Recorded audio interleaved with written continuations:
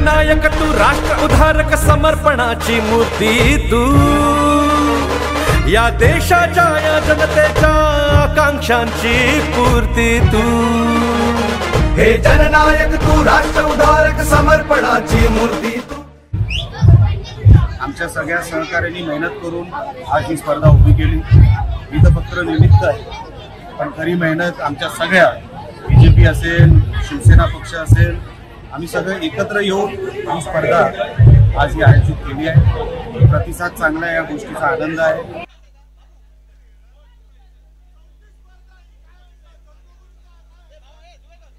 निलेशजी राणेसाहेब पुरस्कृत नारळी पौर्णिमेचा औचित्य साधून नारळ लढवणे स्पर्धा मालवण नगरीमध्ये महाराष्ट्रातली भारतातली सगळ्यात मोठ्या रकमेची स्पर्धा तुम्ही पाहताय।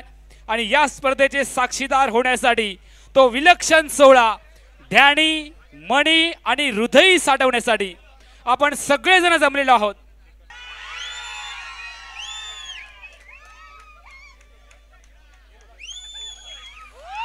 आणि या स्पर्धेचे विजेते ठरलेले आहेत Pappya Kerkar, one and only Pappya Kerkar हे लखपती झालेले आहे।